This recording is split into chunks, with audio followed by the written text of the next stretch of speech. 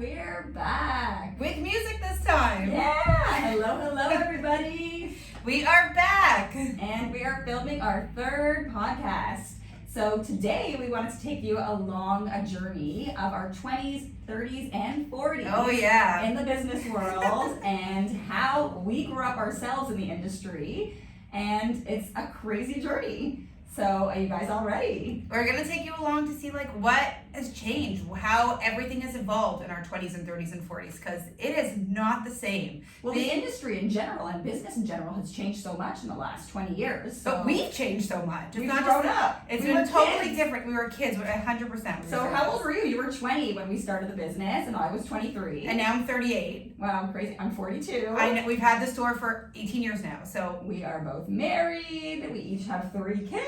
That's crazy. And when we started this, like, I was living with mom and dad. Me too, I think. Yeah, single, no kids, no perspective. Maybe I had a boyfriend, nothing serious. And I was with my boyfriend at the time, which is now my husband. So, crazy. Yeah. So I was 20. How old were you when we started? 23. That's insane to me. Okay, so let's talk about running a business, starting a business in our 20s, which I feel like is really common right now. I don't know, was it that common 18 years ago? Well, I think at the start of COVID, I feel like everyone's just home, so a lot of people just started businesses. A lot more entrepreneurial 20-year-olds these days. Yeah. I feel like there's probably a little bit more than I remember being back then, because I don't remember how many of my friends did that. As long as you're tech savvy, a lot can be done in the online world, and just selling products and selling services, So when we opened the store in our 20s, a big thing is like a lot of fashion came from LA. Yes. So we were in LA all the time. In the beginning, I think it was like once every couple months, and then it became more common as we needed to buy more inventory. We were going more and more. I think at one point we were going every 2 weeks. Was it that often? That's crazy. During like the high time, I think we went a lot. Okay. And not that we went with huge budgets, we went pretty frugally. So it made it more, well, every time we went, there was new stuff. We just wanted new and fresh. That's why we probably went back as often as... Which I think was part of our success, that we did it so much. We had nothing holding us back here to constantly be going. I think you were working in the store probably 5 to 7 days a week. Yeah, I mean, when you open up a store and you don't have a lot of money to do it, you realize that you can't afford employees. So retail is a 7-day-a-week job. So without realizing or without expecting it, I was working 7 days a week, and it was burning me out.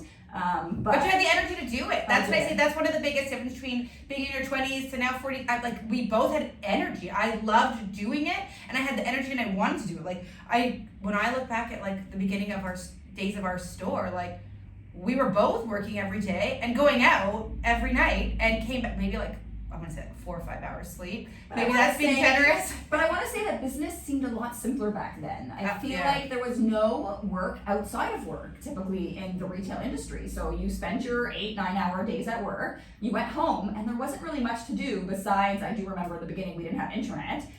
So I remember going home and sending a couple emails, but then you were done. You were able to turn off. Social media wasn't a big deal back then, which is the 24-hour part of the business and the e-commerce website right now, which is also taking 24 hours out of our lives. But it was a very different world, and you were able to shut off, which was great. The hardest thing for me now, again, comparing, is like the travel is like the time difference. That is the one thing that like didn't bother me. 3 hours to LA killed me. The 3 hour time is for whenever it's the 5.5 hour flight and then the 3 hour time change. It kills me there and back. In my 20s, I didn't care. I loved it. I liked the whole traveling. I would say like in my last podcast, we were talking about like I bought those magazines and I read them, and it was not a big deal. It's all I did all day. And the flight. But now I feel like that's probably the hardest thing for us, is the traveling. But it was very different traveling back then. I feel like things were a little scarier when you're traveling by yourself. We had no fear. There was nothing that scared. And I thought I was invincible in my 20s. So there was one scary hotel experience. Do you remember that? There was a few. The one that I think you're thinking of is, okay, so one of the first times, so I always said, we go to LA, we did our buying in LA. One of the first times we went, I think we actually heard about going to LA maybe from another retailer that we were talking about when we were saying we were opening a store. And we did things more frugally. We had to be smart with our expenses. We really wanted this business to work, so we weren't staying in 5-star hotels. We weren't doing all these luxuries. We were trying to be really smart and frugal and putting all the money we had into our inventory, into the marketing we were doing, into our POS, well, slowly.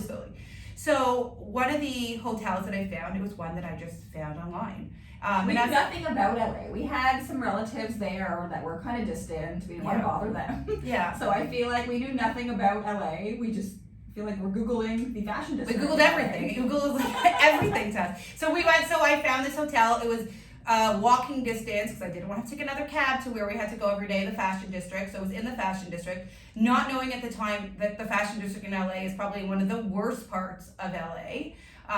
It is near the Mission. It is A lot of homeless. It's not that clean. It's probably not the safest area. Not to the safest be at all. A young girl walking around downtown by yourself. That's right. So I didn't know that at the time. Didn't really Google that part. And I stayed at this hotel, and I went into the room, and I walked in. I was like, it doesn't look great. So Doesn't look Michelle was clean. on her own on the side part we used to take turns doing these trips alone. Because somebody had to be at the store, right, we making didn't have a sure. lot of employees at the time, and being open 7 days a week, we both couldn't go together.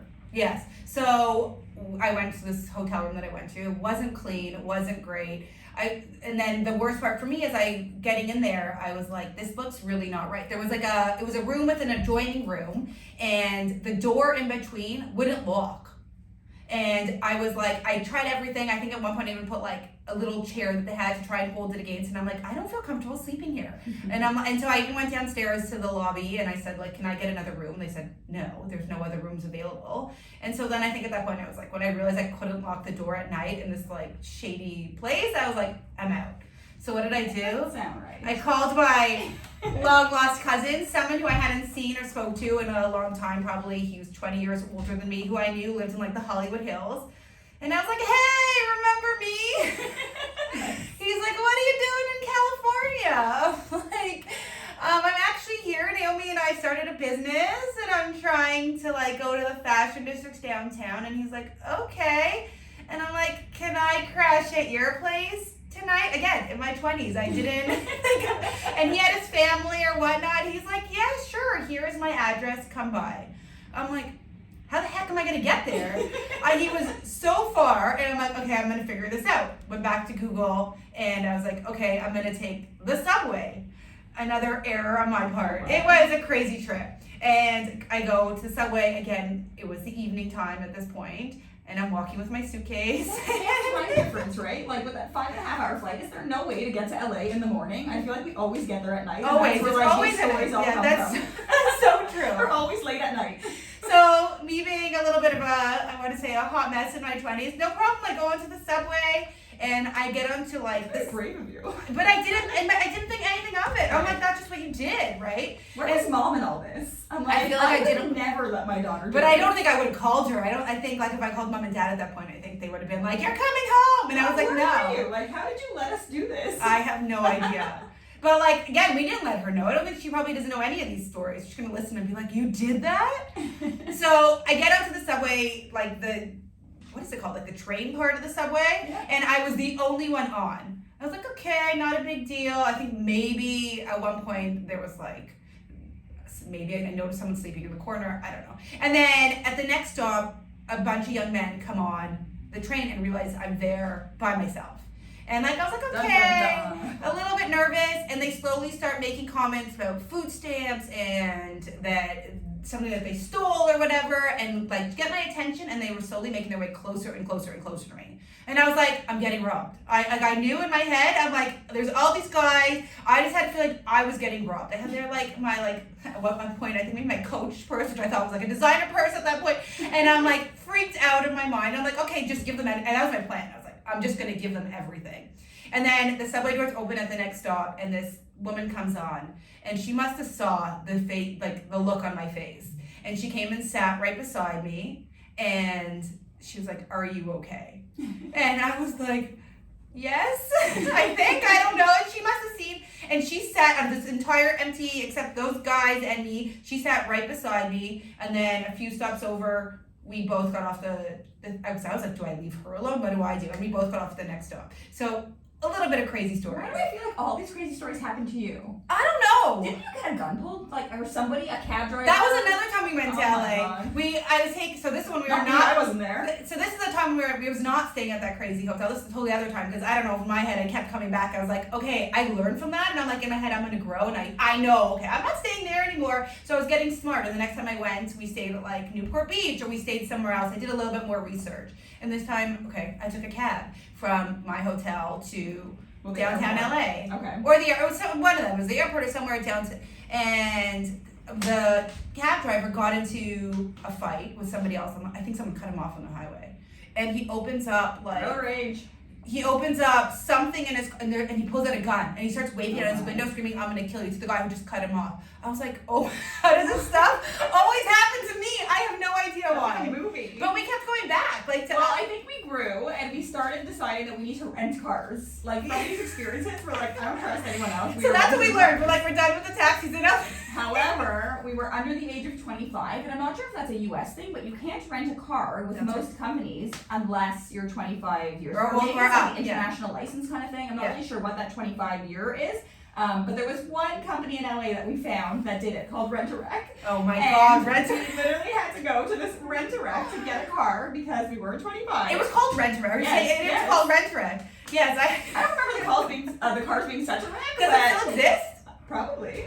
You know what I remember why it was Rent-A-Wreck? I feel like the difference is when we rent a car in LA, there's like less than 10,000 kilometers put on it. I think Rent-A-Wreck had like 50,000 kilometers. They weren't 60,000. like that bad. They weren't that bad. They had more kilometers on it. So yes, we were using Rent-A-Wreck for a couple of years until we were able to get up to the next level. So we stopped staying in downtown. Normal company. We stopped staying in downtown LA. We started renting our own cars instead of going to cabs. We learned, like that's what we did in our 20s. And then even our desire to stay on the beach, right? Remember, like I feel like the OC was such a big deal on TV, so we're like, we're gonna stay in Orange. You guys remember that show, The OC? Yeah. I feel like it like inspired us to just keep doing like this. We're gonna do it. Oh, for sure. So I feel like that kind of got us started. We were staying at like beautiful hotels near the beach. However, that like we drove probably in rush hour over an hour and 20 minutes, I think, to get from the OC to downtown LA to have our day. So I like my crazy stories in LA, obviously when we land late at night. One time I feel like it was raining so hard that I couldn't even see past my windshield, and I feel like there's maybe 10 different highways you have to take from the airport There's so many. to the OC to where we were staying. So it was crazy, and I'm like, is it safer to continue driving or to pull over at like 11 p.m. or like I wasn't even sure what to do. So that's one of my crazy stories. Well, even though we stayed at the beach, I would say we never really had time for the beach. Which really sucked because I feel like we were always rushing home to work the next day, or that we were gone for so long. Yeah, so because of the time difference too. So I remember so many times I would just on the way to go from our hotel to downtown LA, I would literally park illegally, run onto the beach, snap a picture of like my feet in the sand, put it on Instagram and say like, "Hey guys, I'm here at the beach," almost for like that it cool factor, which I feel like was the beginning of that whole social media influence of like having the best time, and I was working so hard. But like I would take a picture, post on Instagram, and then continue on with my day. I think I was on the beach maybe a total of like 3 minutes. Right. So we're still in our 20s. We felt really fulfilled knowing exactly what we'd be doing every day. We had a steady paycheck. Business wasn't as demanding, but it was fun. I had fun in my 20s. I feel like looking back, although like during that time I was scared out of my mind and all of these experiences, but like that's what made me. That's what made us who we are. I'm like, these are my memories, these crazy stories that happened to me, and I'm thankful that we have these memories. And there were so many more too. But we didn't just travel to LA. We started going to trade shows too. We started going to Vegas and to all these other trade shows, which was really, really fun to us. Like that's where we saw like all of our cool concerts. Like back was it New Kids on the Block? What did we see? There was some really like amazing concerts that we went to all these places, amazing restaurants. Right. But it was the times that we got to go together, and sometimes we went separately. It was really fun. We were afraid of nothing in our 20s. But we weren't in a rush for anything. We weren't in a rush to like have kids. We weren't in a rush. We were just like enjoying the time, and it was much simpler than I think it is right now. And we got to like, I always say like foster relationship with our suppliers, which is also what has made us successful now so many years. Like down the road, these suppliers, like because we weren't rushing, we would sit and like have a coffee with them, shoot the shit with them, and build these relationships. So I think it's so important that it's helped us get to where we are. We took the time to talk to these people, get to know if they were married, if they had kids, what they were up to, what life was like, and to say we're from Canada, and they all probably thought we lived in igloos, and to be like, no, that's not how. Like, how many Canadians went down to the fashion market at that time, right? And it's talking to them and getting to know them, and a lot of these people still work at these companies, and I still say, how is this and how is that, and we know each other. And it's like when we go to the trade shows too, it's so nice. Like, some of them come up to us and they hug us. But can I say that in our 20s that, like, we really didn't know what we were doing? We were so not. impressionable. Like, anything a supplier would say, they're like, this is a great seller. You need to have this in your store. We're like, okay. Yeah. Like, we just kind of Very went with the different. flow, very different than it is now. I Yeah. guess, but that comes with experience. They say when you're older, you're wiser. So we have so much experience under our belt that, like, we don't fall for that anymore.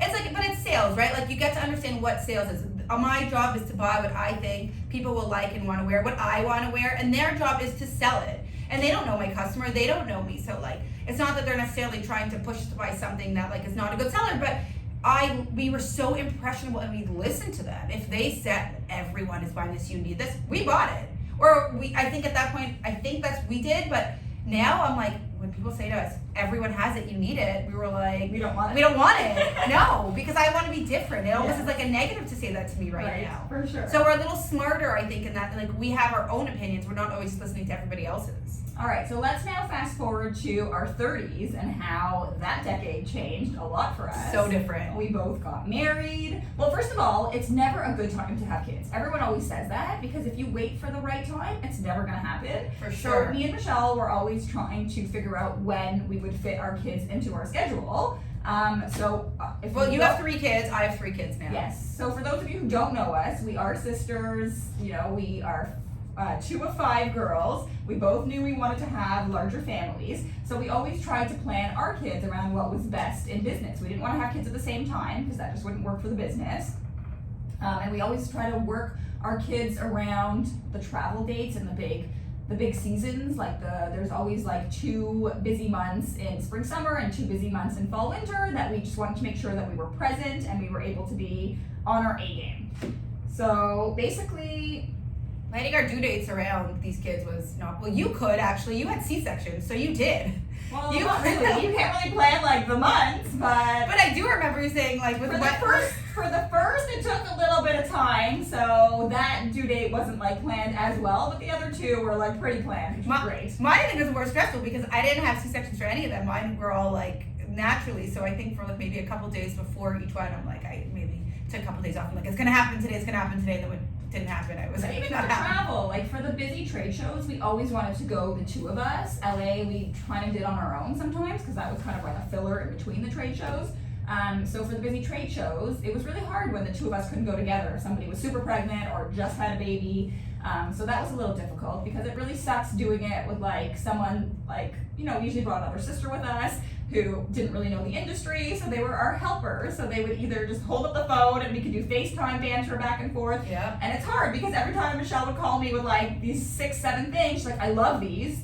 You can't really tell from like FaceTime. And I'm like, really? I'm like, I hate all of them. And she's like, I'm just not talking to you right now. Yeah. So it was kind of like, and like, it was going back and forth, and it's really hard to see what she saw through FaceTime, and we were trying to make these really big decisions. So that was a little difficult.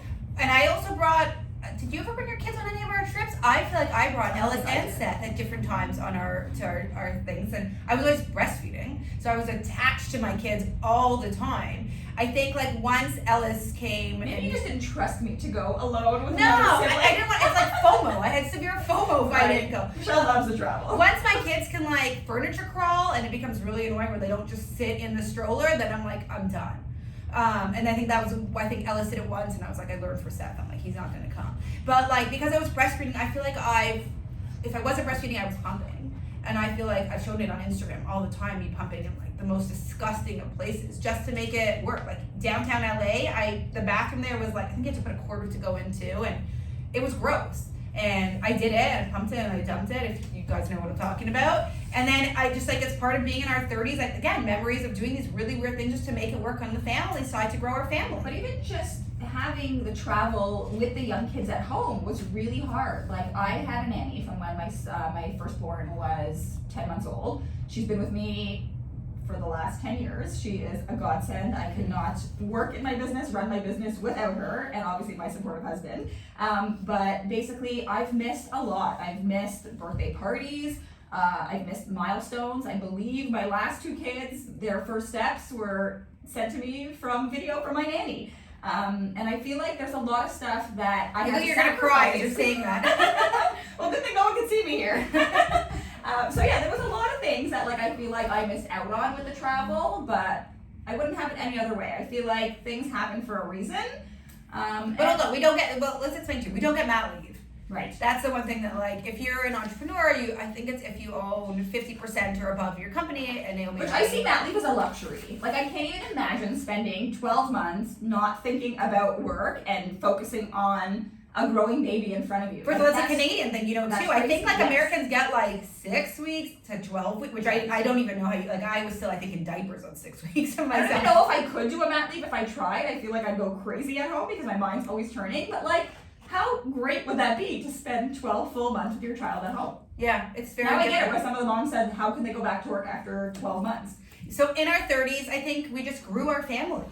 Like that's when we had the chance to have baby. We got married, to have babies, to do all these things, to do all the traveling. It was hard. There were times that were very hard, but we made it work, which was really nice. And like, I think we had the ability to make it work, which is what made us so lucky. I think in all those hard times where it was very difficult, like you said, where you missed first steps or just trying to figure it out, taking the baby with us when like he was cranky. And I'm like, no, like I just trying to make it was hard. How many suppliers did we annoy with like crying babies? I remember bringing babies in the bucket to our buying appointments.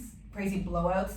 Diaper blowouts that I had to change. I'm like, do you mind if I move the clothes off the table and put my baby down? Well, I changed my kid on the floor all the time. I felt so bad for those blowouts. Yeah, but like we are so lucky that we were able to do that, and I think we know that too, that we were able to take our kids to work, right? And I feel like that's a point of view from our side where like it was hard, it was a struggle. I know every mom. I know most moms probably think that's a luxury. I'm thinking on the other side that it's a luxury to be home with your baby up to like a year, and everyone's probably like, oh my god, I would have had it your way, like bring your baby to work with you. But then we also, this is what we did. If we had to bring our kids or made it that maturity, we had less time during the day. When the kids were sleeping, as entrepreneurs in our 30s, we worked all night. And obviously, as the business got more demanding and social media and the e-commerce site, so everything was a 24/7 business. Like that's how business has changed from our 20s to 30s, is that it has evolved so much and got so much more demanding that we can't turn off anymore. Just like in our 20s when we went home and we had nothing to do with work, it's very different now. Well, it's the tech. I feel like we're just trying to teach ourselves the tech all the time and what's relevant. I feel like that what is relevant is changing so fast. So it's evolving. But really, I think our 30s we were so lucky. We did have amazing experiences. We had so many things that made us who we are. We grew our families, which we were lucky to do. But now I'm 38. You're 42, which is insane to me. Because everyone thinks you're younger than me, but fine. Can I say that I'm starting to feel the 40s? It's, you don't look it, so you're okay. You're okay. I gotta start changing my workouts. I'm feeling my joints are starting to hurt now. But it's changing. So like now I know I'm not having it in my 40s yet, but like there are things that are really changing for us. Like now that we've worked so hard in our 20s and 30s, well, like I said, I'm not 40 yet, but like I'm trying to learn to enjoy the experiences more. I feel like because I worked so hard for so many years that I feel like now if my kid drops his lunch and calls me crying, like I can leave work to go get him a new one, which I feel like I couldn't do. Like I don't know, I would have called like my mom or somebody I couldn't do. And now I feel like those are the moments like I want to be there for my kids. And I know you say it too all the time too. Like you're 42 and you've said the last couple of years you've been saying your mindset has shifted. So I think a lot changed. Obviously, if you guys know me and Michelle personally, we've lost our father about 1.5 years ago. And I think that this changed our perspective on life a little. 100%. I feel like, and I'm sure you guys are feeling it too, we all work too hard. We're trying, as everyone I'm sure is, trying to enjoy the better things in life and be grateful for what we have. And it has caused me to take a step back and really look at what makes me happy in life and obviously try to focus on that. And my family, my immediate family makes me happy and I just want to be there more for my family. So I'm just trying to figure out how to balance, and it's the hardest thing, how to balance work with family life and try to do it all. So I know when I say when I'm at work, I try to concentrate on work, and when I'm at home, I try to concentrate on my kids and doing all that stuff. But it's challenging. It's impossible. It really is impossible when everyone has smartphones and everyone is trying to message me at all hours of the day, and customers are emailing in DMs, and I'm more than happy to answer everyone, but I'm turned on all the time. It's impossible to turn off. Right, 100%, I agree. And obviously I want to set a good example. I want to be that working mom, and I want to set a good example, especially for my daughter, who sees me working hard, and I want her to want those things in life, and I want her to want to work hard to get what she wants in life as well. So we always talk about like mental health and self-care, because I think that's really important for us. Like we're just chill, especially now that I feel like we're always being recorded, or people like, we're always constantly putting things on social media, so we always want to feel good and, take care of our mental health and self-care. I was just telling you how I just read an article with Drew Barrymore, and they were asking her about what she does for self-care. And she was laughing. She was like, I always get this question about self-care. She's like, self-care to me is not sitting in a bubble bath or getting my hair and makeup done. She's like, it's organizing my life. So like my next day when I wake up, I'm not stressed out. So have anxiety. She's like, I make sure that like my kids' lunches are made, that their backpacks are all set by the door, that their outfits are laid. And for me, self-care is making sure that my morning runs smoothly. Is that really self-care? I guess if it makes your life simpler, then that could be a part of self-care, sure. But it's mental health. Yes. And I think that all goes hand in hand too. I feel like nobody wants to start off their morning all stressed out, being like, I'm gonna be late for school. Where's the backpack? I always forget something. My mornings are always a big shit show. But yeah, I feel like that's part of it too. And as I get a little bit older, I'm just trying to enjoy those moments and plan a little bit better when possible, so that like if something gets thrown off a little bit, I'm not so frazzled, which I think is really important too. But enjoying the moment. I feel like we're both in those years where our kids still like us. Can I say that? Yeah. So I want to spend as much time with my kids now before they're like, they want nothing to do with me. Yeah, for sure. But I know Naomi said we're each one of five sisters, and we've been trying to plan a sister trip forever. So we're 5 moms with 5 busy jobs. How many grandkids between all of us? Is it 50? Was Caleb the 14th? I don't even know. Something like that. I have to do the manual count. Oh, maybe the 15th. Maybe you're right. But we've been trying as 5 women to plan a family vacay, a sister. Wait, no kids. No kids. I think it's too hard with the kids. It's impossible. It's 15 grandkids under the age of 14. Yeah, it's impossible. It's crazy. We've been trying for probably 2 years now to see a good time and a good place that everyone would want to go to, and it's almost impossible. But we're trying. So I feel like the whole point is, as we get older, to try and enjoy everything and enjoy the experiences a little bit more and live in the moment. Yeah, so I feel like the 40s are all about us trying to find, and I'm sure everyone else is in the same boat right now. I know me personally, I'm trying to find the balance between being a great wife, a great mom, a great friend, a great sibling, a great business person, boss, or an employee, and all while making time for ourselves and self-care, because I think that is really important. It's funny that you bring up being a good boss, because I think that's also super duper important. I feel like there's been a movement, because there's we care about whoever works for us so much. I feel like it's the umbrella, a sense of independence, and I genuinely care for every single person. We have the privilege, we pick who we bring on board to work for us, and we're so lucky. Most people are so picky. We're so picky, and so we genuinely love everyone that works for us, and we want to be good bosses. It is a really challenging, hard thing to do. You want to be good bosses or good employees.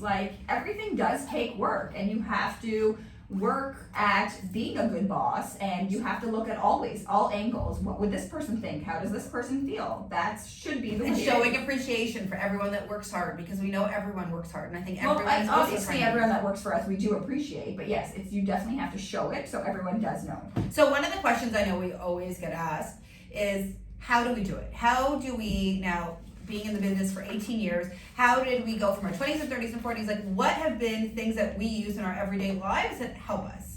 Well, I think you have to prioritize your to-do list. So I think everyone just needs to find time for setting aside time for personal stuff, time for business stuff, and prioritize it and be organized. Yeah. Because if you're not organized, stuff's not going to get done. And there's so many tighter deadlines now, more than ever in this life, that everyone just needs to focus on what needs to get done in the moment, in the day, in the week, and then prioritize their time accordingly.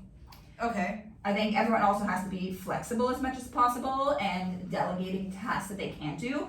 I've also come to terms with one person can't do everything. It's virtually impossible. So if there are people that can help you in some way, shape, or form, ask for help, and things will definitely get done easier, smoother. And I always say too, we're actually lucky to have each other. Yes. Like it's Sister moms, what we call but ourselves. it's more fun, right? Like a woman who owns, or a man even that owns their company by themselves, can't be as fun. I don't know. You guys know we live on the same street. There's probably like 20 houses between us. I moved down. Okay, total fluke though. I moved down to your street at the beginning of COVID. We were looking for a house, and we just found this house and kind of fell in love with it because it was so close to the store, so close to the school And the store. and the store too. So I fell in love, but it just kind of worked out. But another thing we do is I think technology is key. yeah. Staying up to date with technology and the apps. Because for me, being in my 40s, that's my biggest challenge. I know I talk about it all the time. I'm not great with technology, but the stuff that these apps can do for you in terms of like organizing your time, organizing your, let's say, social media, organizing everything, apps, and like even just scheduling for the business. Like we've recently put our staff scheduling in an app. It's fantastic. I can literally go on my phone. I see who's timed in, who's timed out, who's working on what day. It is like fantastic. Well, we use so many apps actually. But I used to call and be like, who's working today? Because everything was like manually printed and written in the store, and now everything's just like on my phone, which is another reason why I'm always living in my phone. But I do have to say, we were really pushed to get more into technology. It wasn't that long ago when we had to let someone go that wasn't working for us. And we were pushed to see like how she did what she did, how to be more integrated with everyone in the store without always being there. And I think that really pushed us into the tech world of like Google Docs, sharing things, and that everyone was, so to make sure everyone was on the same page. I'm sure a lot of people are laughing at us right now because we're not so tech savvy, and like people that have corporate jobs, I feel like that's like step one. Like you have to know how to share documents and do all that stuff. But it's something that like pushed us. It gave us like a slap in the butt to like go forward and have to figure out how to you have to grow with the times, and you have to be comfortable. That's right. Me, I'm comfortable giving my like phone to my 12-year-old son and be like, can you set this up for me? Yes, but I think it's the two of us too that like we always try and figure it out. So also just other tips that we found just evolving in the industry is that you have to prioritize like family and the business, and then make sure that you're delegating the proper time to it, and also make time for yourself. Right. So everyone's as happy as they are inside. So I mean, if everyone comes to work in a good mood, then it just kind of goes off onto the next people, and everyone's just, moods are always contagious.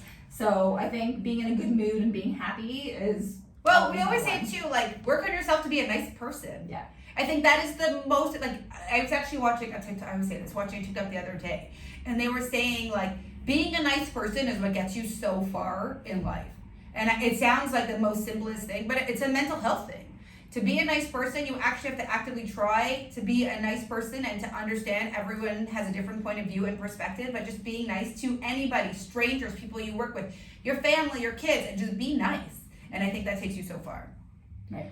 Okay, so that is kind of like our evolution from our 20s and 30s and now, well, you into your 40s. Me almost there. I'm almost there. Around the corner. Yeah, so that is what got us to where we are today. And thinking back, it's like every decade, or at least the 20s to the 30s, was so different. I don't even know what my 40s has in store for me with business. But I wouldn't change a thing. Right, I wouldn't change a thing, but like where is the business world going in the next decade? It's crazy. Well, I think we always hoped as being in business for so long that things would just kind of, stabilize? We could just kind of like go with the flow. I think COVID kind of threw a huge curveball at us that like we had to go again and just refigure everything out. And now with this whole change of the recession talk, yes. Things again are changing. I think you see consumer behavior changing. What people want are changing. And we're always strategizing for the next thing. Like, what are we going to get thrown to us, and how can we figure that out? So I think we thought going to our 40s would be coasting.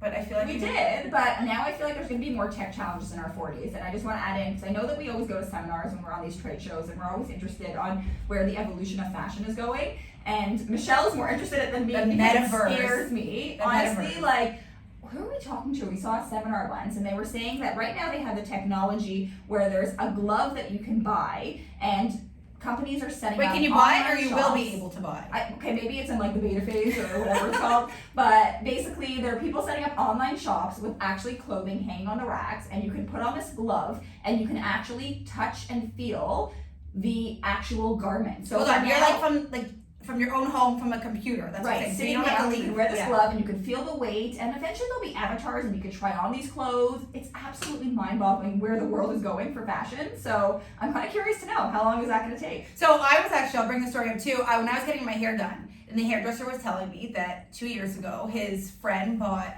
a hotel in the metaverse for $300,000, and he thought his friend was crazy.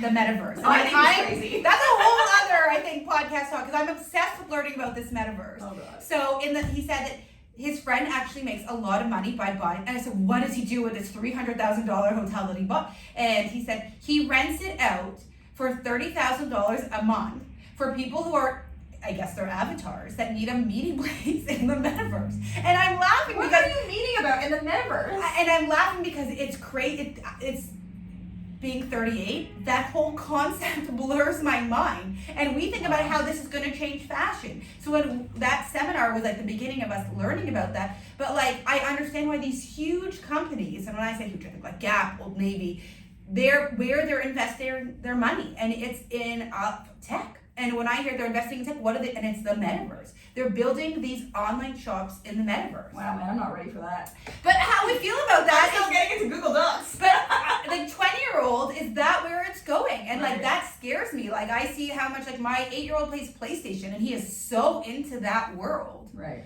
And so it's like it's the whole evolution. But that's a whole other podcast. Oh no. Podcast number 3? No, number 4. Number 4, the whole metaverse. Wow. Anyways, so we'll leave that for another. So in time. conclusion, Yes, this is our story. This is how we become entrepreneurs. This is how we become who we are. And I'm so grateful for every single moment of it. me too. So on to the next one. I'm excited. We have a few topics we want to talk about for the next one. I haven't decided which one Let's we're go going to finish. fashion route maybe. Trends? Do you guys want to hear about fashion trends? Let's talk about it. Spring? I mean, to be honest, we're in Toronto, and I heard it's going to be 9 degrees. Maybe not tomorrow, but like the next week's going to be 9 degrees. So I feel like it's coming. It's coming. I feel like when we The get sun's been shining, the snow's melting. yeah. And then when we get the double digits for a couple days, well, it's all mud now, but it'll Let's be do nice. it. Okay. Well, thanks guys for listening. And we will be back for the next one. Bye.